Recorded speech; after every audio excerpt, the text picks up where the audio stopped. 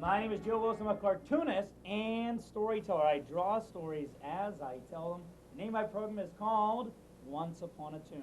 And I travel all over the country performing. I just got back from performances in Santa Rosa, California, where I'm the resident cartoonist of the Charles M. Schulz Museum. Charles M. Schulz, the cartoonist who created Snoopy. From there, I was on to Las Vegas, back home to Pittsburgh. Tomorrow, I head up to Punxsutawney, where I'll be at the Punxsutawney Storytelling Festival, and I'll say hi to Phil for y'all and make sure we don't have any more winter. From there, I'll head down to Tennessee, where I'm performing at the Smoky Mountain Storytelling Festival. So I do perform all over the country, but I live right here in Pittsburgh, Pennsylvania. Now, have any of you seen my show before? Have some of you seen it? Maybe at school or another library or in one of the many places I perform? Right, okay. Well, for those who never have, I have a couple questions to ask right now. The first question is this. How many of you like cartoons? Raise your hand if you like cartoons. I love cartoons. I love to watch cartoons, draw cartoons, read cartoons. I love cartoons. Hands down. How many of you like stories?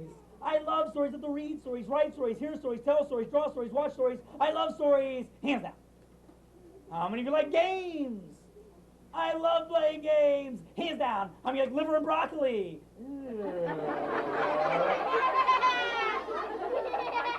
That's really gross, but really healthy. Good for you. We're going to do all those things except for the liver and broccoli. And we're going to start off with a little guessing game. Here is how it works. On this paper right here, I'm going to draw some different kinds of animals and creatures. Now, when you think you know what kind of animal or creature it is, don't be shy. Go ahead and whisper the name of that animal. Everybody whisper, okay. Now that's the voice I want you to use when you guess, because remember, we're in a library. Don't shout, don't yell, just whisper. I'll be able to hear you just fine. We're going to start with a tricky one. Here we go.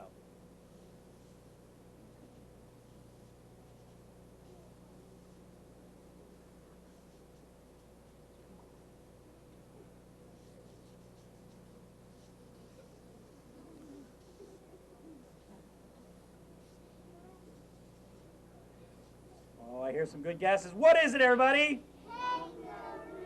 It is a kangaroo and a joey, too. Very good. It is a kangaroo and a joey, too. Good job. Do you guys want to try a tougher one? Yeah. All right, let's try a tricky one this time. Here we go.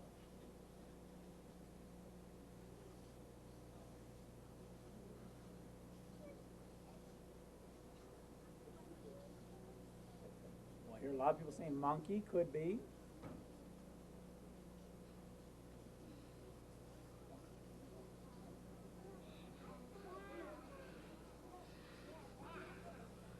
What is it?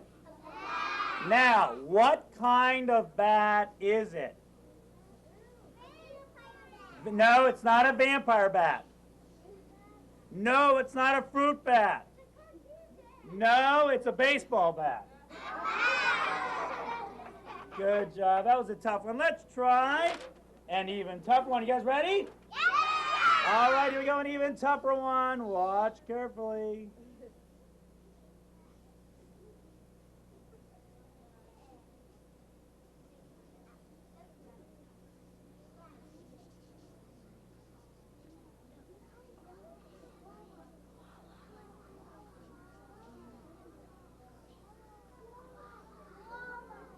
What is it? Koala. It is a koala. Very, very good.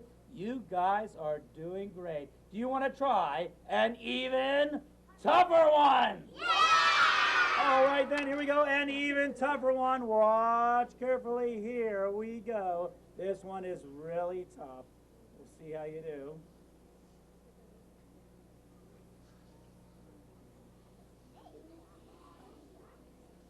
Oh, it is a snake. Very good. What kind of snake?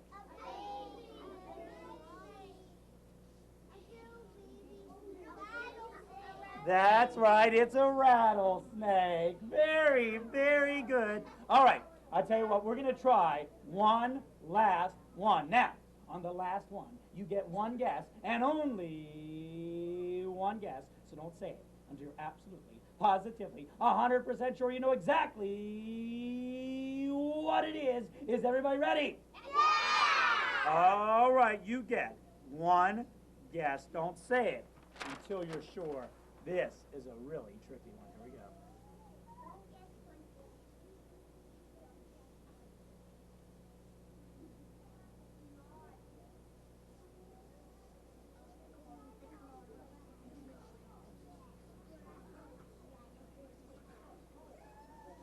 Who thinks it's a horse? Raise your hand nice and high. Good answer. You can't change it.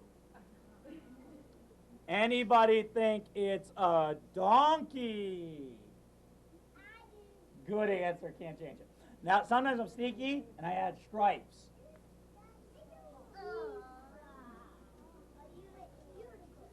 What is it? How many of you knew it was a unicorn all along? Raise your hand nice and high. I'm not the only storyteller here today. Give yourselves a hand, be such good guessers. Well, as I told you, I am a cartoonist and storyteller. I draw stories as I tell them. The name of my program is called Once Upon a Toon. And the first story I have to share with you tonight is one from my brand new CD, Top Drawer Tales. It is a story about a duck named Dawn. And it's a story I wrote, and I'm not ashamed to admit it. And it's called Dawn on the Farm. My story begins as all my stories do, once upon a tune, so everybody watch and listen. Once upon a tune, there was a duck named Dawn. Now, Dawn was a good duck, and Dawn was a nice duck. But Dawn, well, Dawn had a problem.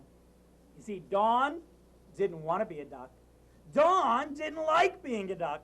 More than anything in the world, Dawn wanted to be a rooster.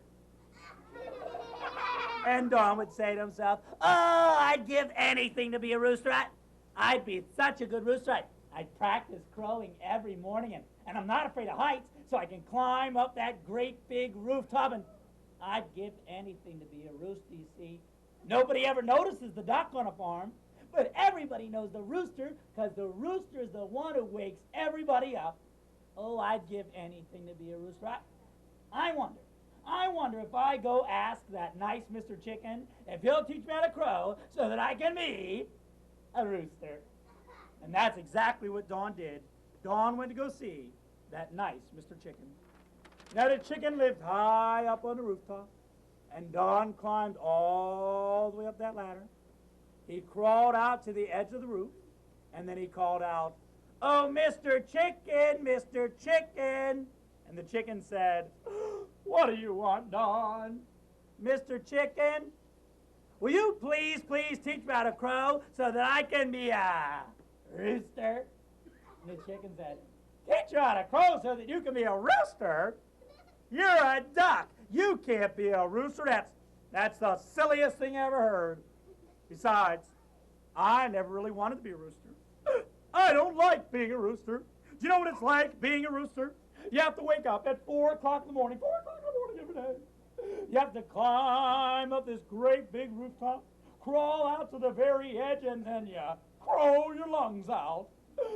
I never wanted to be a rooster. My brother Ernie, he was supposed to be the rooster in the family, but he took one look at how high that roof was, and he turned chicken. He turned chicken and he crossed the road. We never found out why. I never really wanted to be a rooster, you see.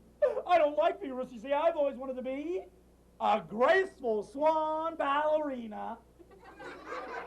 Oh, I'd be such a good ballerina, dancing out on that stage in my tutu. Dawn, can you teach me how to dance like a graceful swan? If you do, I'll teach you how to crow so that you can be a rooster. And Dawn said, I'm a duck. Not a swan, I'm a duck, but maybe I can find someone to teach you how to dance. If I can find someone to teach you how to dance, will you please teach me how to crow so that I can be a rooster? And the chicken said, I will, it's a deal. And so Dawn set out in search of a swan. Now Dawn knew where to find all the swans, down on the lake, Swan Lake.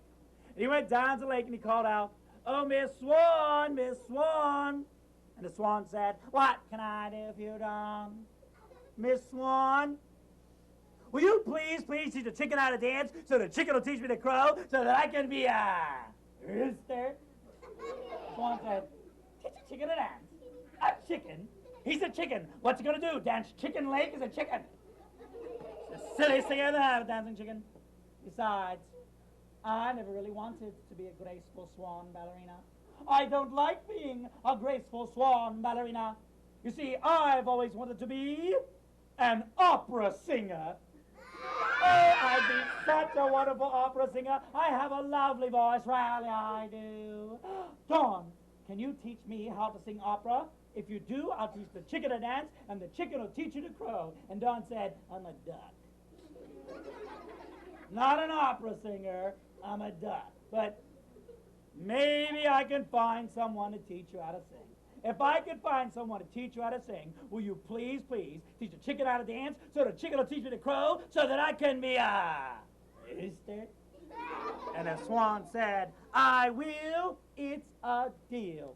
And so Dawn set out in search of an opera singer. Now, it's very easy to find a chicken in a barnyard. It's not hard at all to find a swan on a farm. It is, however, extremely tough to find an opera singer. And Dawn said, "I'll never find an opera singer, never." But then Dawn heard some singing.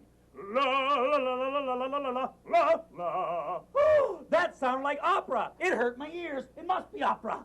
La la la la la. And he followed the singing into the stable. And there in the stable was the horse, of course. And Dawn said, "Oh, Mr. Horse, Mr. Horse, I didn't know you could sing opera." And the horse said, "Why, of course I sing opera. I was in a world-famous horse opera. It was called Le Bovine, and I was world-renowned. But sadly, I had to give up singing because I had a hoarse throat." "Oh, Mr. Horse, Mr. Horse, will you please do me a favor? Will you please teach the swan how to sing, so the swan will teach the chicken to dance, so the chicken will teach me to crow, so that I can be a rooster?" And the horse said, "Of course, Dawn, anything for you. But will you do just one favor for me?" And Dawn said, "Oh, good grief. Let me guess, you want to be a tap-dancing hippopotamus." No, nothing else. "Well, I'm a very old horse, and by the time I wake up in the morning, I am the last one to make it to breakfast. Can you arrange it so that I am the first one to wake up every morning?" And Dawn said, "I can do that. I can do that. Why, when I'm the rooster, I'll wake you up before anyone else." And the horse said, "Then I will. It's a deal." And so the horse taught the swan to sing, and the swan taught the chicken to dance, and the chicken taught Dawn to crow. Well, that night they put on a wonderful show. First, the horse and swan got up to sing. It was a lovely opera, a beautiful swan song. And then it was the chicken's turn to dance. Oh, you never saw such a beautiful dancing chicken in all your life. Such line, such form, such movement, such beauty. Why, it was poultry in motion. Well, they had a great time that night. They put on a good show. The next morning, Dawn woke up before any of the others. He went over and he woke up the horse just like he had promised. And then Dawn started to climb up that great big rooftop. He climbed all the way up that ladder. He crawled out to the very edge of the roof. And as he stood there, loudly and proudly, Dawn crowed, "Quack-a-doodle-doo!" It's not too bad for a duck. In fact, all the animals on the farm thought Dawn did a pretty good job as rooster. So good a job that they decided to make Dawn the official rooster of that barnyard. And that morning, and every morning thereafter, every animal on that farm woke up at the quack of dawn. The end.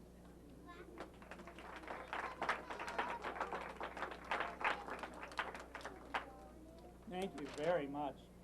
I have another story for you. This is a brand new story. In fact, this is only, I think, the second time I've ever told the story because it's brand new, so it's still changing as it goes along. Because sometimes I make things up as I go along in the story, so I may need your help in the story. I'll let you know if I do. You'll know when. It's a story called The Wisest Animal, and you're going to be surprised to find out who it is. Once upon a Toon, long, long ago, Rhinoceros was covered from head to toe in long, beautiful hair. That's right, Rhino was covered with hair. But Rhino was, well, how should I put this? Rhino wasn't exactly the brightest crayon in the box. He wasn't the sharpest knife in the drawer. The elevator didn't go all the way up to the top floor. Well, he was just plain dumber than a box of leaves. He was just not very smart. In fact, he was so dumb he had to go around everywhere he went wearing a dunce cap on the end of his nose. Well, Rhino felt real bad about this. He said, "Oh, why am I so dumb? I want to be smart like all the other smart animals, like the dolphin. Dolphin's really smart. I'd like to be like dolphin, or the wise old owl. I'd give anything to be wise. I'm just so dumb. I want to be smart like all the other animals. I want to know so many things. I got so many questions I want to know, and so many answers I want to have, and I just want to be smart." Now, listening up in the trees was a little bird. A little tiny bird, and that little bird flew down and landed on the end of Rhino's nose. And he said, "Hey there, Rhino. I heard about your problem, and maybe we can help one another. You see, Rhino, I'm building a brand new nest, but I've ran out of twigs and leaves. However, I could use some hair to make my nest, and it just so happens you are covered in hair. So I have a proposition, a proposal, if you will, to solve both of our problems." And Rhino said, "Really? What's your idea?" "Well, my idea is this. You've got lots of questions. Well, it just so happens I am a very intelligent boy. I can prove it to you. Look at these colors. Aren't they pretty? Yeah, they're pretty. Look at these feathers. Aren't they bright? Yeah, they're bright. See that? I'm pretty bright. I'm a smart bird, and I can help you out." "Well, all right. Well, how can you help me?" He said, "Well, it just so happens I am a librarian bird." That's right, I'm a librarian bird. And librarians got lots of information. But the great thing about librarian birds is, if we don't know something, we can find out. All we got to do is look it up. I'm going to help you. Anytime you have a question, all you have to do is ask me. And if I answer your question, I will pluck one hair from your head to help make my nest." Rhino said, "Oh, that sounds great. When do we start?" "Right now." Plink, and he plucked the hair from his head. "Ow!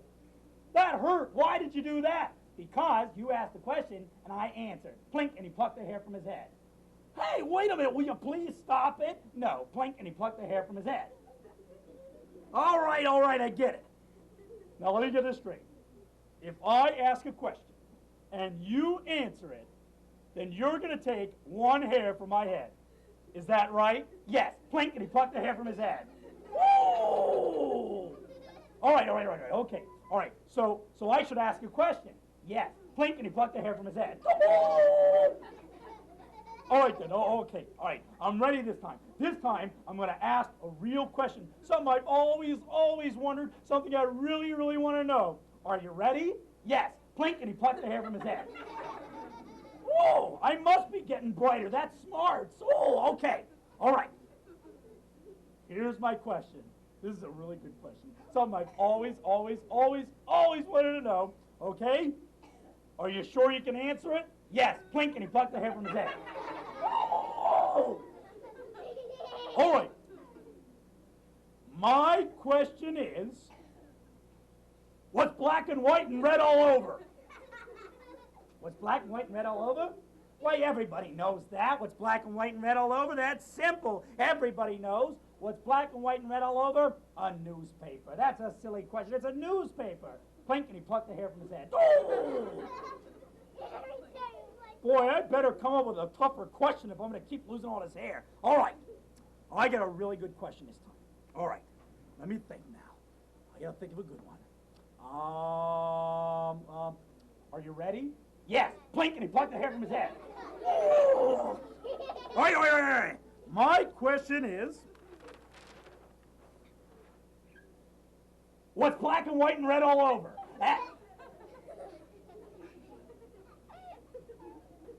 And it's not a newspaper. I don't think so, but you'd know better than I would. All right, what's black and white? It's not a newspaper. It's not a newspaper. What's black and white and red all over, and it's not a newspaper? I don't know. But I am a librarian, Bud, so I can find out. And he flew and flew and flew until he found someone who knew. He flew all the way down to the South Pole, where it's almost as cold as Pittsburgh right now. And down in the South Pole, he saw a very unusual creature that was black and white. That's right, he saw a penguin. A penguin's black and white, but wait a minute. It wasn't just any old penguin, it was a sunburned penguin. What's black and white and red all over? A sunburned penguin, of course. And he flew back to the rhino, and he flew, and he landed back on the rhino's nose and said, Rhino, I know what's black and white and red all over. He said, all right, what's black and white and red all over? He said, a sunburned penguin. Blink, and he plucked the hair from his head. All right, that was a good one, but I've got a different question for you. I've got a tougher question. Are you ready? My question is, are you ready? Blink, and he plucked the hair from his head. Yes, I'm ready. All right. What's black and white and red all over? And it's not a newspaper. Nope, not a newspaper. And it's not a sunburned penguin. Nope, not a sunburned penguin. I don't know, but I'll find out. And he flew and flew and flew, so he found someone who knew. He flew to the Africa. And in Africa, out in the fields, there's an animal that looks kind of like a horse, but it's not quite a horse. And it's not a giraffe. And it's not a donkey, but it is black and white. What was it? It's black and white, but wait a minute. It has to be black and white and red all over. It's not just any zebra. It's not a sunburned zebra. It's an embarrassed zebra. What's black and white all red all over? An embarrassed zebra. And he flew back, and he landed on Rhino's nose and said, what's black and white and red all over? He said, all right, I give up. What's black and white and red all over? He said, an embarrassed zebra. Plink, and he plucked the hair from his head. Oh, wow, that's getting rough. All right. I got one more really good one. This one's really tough. And I bet you can't guess this one, because this one's really tough. And this one is, what's black and white and red all over? What's black and white and red all over? All right. I'll try one more time. It's not a newspaper. It's not a sunburned penguin. And it's not an embarrassed zebra. I think I've got it. And he flew and flew and flew and flew till he found someone who knew. This time he had to fly all the way to China. And in China, there's a black and white animal called a panda bear. Of course, a panda bear is black and white, right? But it's not red all over. But this isn't just any panda bear. This isn't a sunburned panda bear. Hold on one second. This isn't an embarrassed panda bear. This is Rudolph the red-nosed panda bear. What's black and white and red all over? Rudolph the red-nosed panda. And he flew all the way back to see Rhino. And he landed on Rhino's nose and said, Rhino, what's black and white and red all over? He said, all right, I give up with black and white and red all over. He said, Rudolph the red-nosed panda. Blink, and he plucked the hair from his head. Well, this went on for days, weeks, months, went on for over a year. Every time Rhino would ask a question, he would pluck a hair from his head. And he asked lots of other questions. He asked all sorts of things, too, not just what was black and white, red all over. He asked about why the sky was blue and why grass was green, why water was red. He asked so many questions until one day, Rhino realized that that bird had plucked every single hair he had. He didn't have any hair left. He was completely bald. And the bird said, well, Rhino, you're all out of hair, and so long, see ya. He said, wait. There's still much that I want to know. There's so many things I wonder about. Couldn't we work something out? How about this? Why don't you hang out on my back?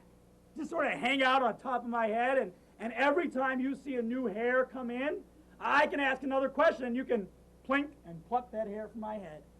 Bird said, that sounds like a pretty good deal. When do we start? And Rhino said, right now, plink, and he plucked a feather from his head. And the bird said, well, how about that? You are getting smarter because you're a real wise guy. And so it is to this very day that whenever you see Rhino, you always see Bird standing on his back. And so it is that Rhino became the wisest of all the animals. And so it is to this very day that the wisest and smartest of all beings are always those with the least hair.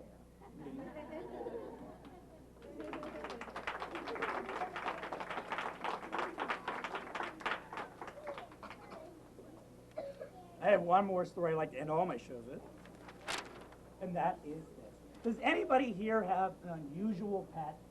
A really different kind of pet, like an iguana or something like that? Anybody have a weird pet? Not like a crazy cat. What do you have? A hermit crab. That's pretty unusual. What do you have? A gecko. You have hermit crabs too? Cool. You have 3 of them. Wow. Well, I wanted a really unusual pet when I was a little boy. Here's the story about it. Once upon a Toon, when I was a little boy, more than anything in the world, I wanted a pet. And the kind of pet I wanted was, well, let's see if you can guess. That's okay.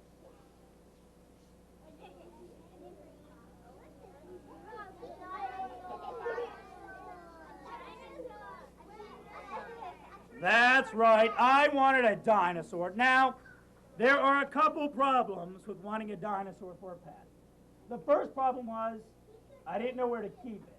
They're really, really big. The second problem was I didn't know what or who to feed it. I didn't want to lose any friends. The third problem was I wasn't going to clean up after it. And the fourth problem, the biggest problem, is they're extinct. In fact, they stink really bad.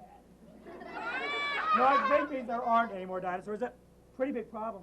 So I decided if I couldn't have a dinosaur, I would take the next best thing, a dog. They both begin with D. Now, my mom told me I could have any dog in the world I wanted. Now, I knew which dog I would want. I would want the happiest puppy in the whole wide world. You know how to tell when a dog's really happy? They're like this. That was going to be a dog I get one. My mom took me to the kennel and said, Joe, pick whichever puppy you want. Well, I knew which puppy I was going to get. I was going to get the one going. When I got to the kennel, there was a problem. All the dogs were in their pens facing the other way. In other words, I couldn't see the dog's face. I could only see the dog's tail.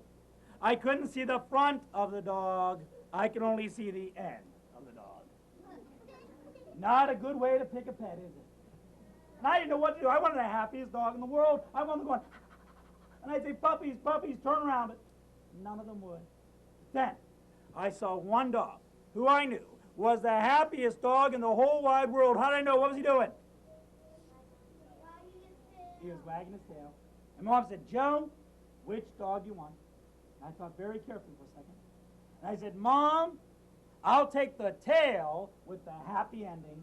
And I have like tails with happy endings ever since. And I hope all your tails have happy endings, and you all live happily ever after the end.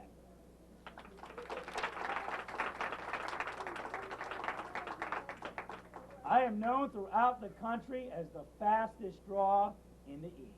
And I'm going to show you just how fast I am. I'm going to draw that dog one more time, but I need your help. I'm going to say, on your mark, get set, go. When I say go, I want everybody here to start counting slowly. 1, 2, 3. When I say stop, I want you to stop. Is everybody ready? On your mark, get set, Go. 1, 2, 3, 4, 5, 6, 7, 8, 9, 10, 11, 12, 13, 14, 15, 16. Stop. Fast and strong knees. Give yourselves a hand. Doing such a nice job today. Not too bad. 17 seconds. Not too bad. I have a couple things to share with you. First of all, this year is a very special year for cartoonists. 250 years ago, the very first cartoon was published in America. Does anybody know who the first cartoonist was in America? Does anyone want to guess? I'm not that old. No, this was a lot later than caveman. It was a guy you may have heard about in the name of Benjamin Franklin. And that first cartoon was published right here in Pennsylvania, in Philadelphia. So we have a lot to celebrate this year as cartoonists. It's also the 100th birthday of Dr. Seuss, and so many cartoon characters like Popeye turned 75, so cartoons have been around for a long time. And I hope you enjoyed my presentation tonight. Thank you all very much. My name is Joe Wos, Once Upon a Toon. Thank you, everybody.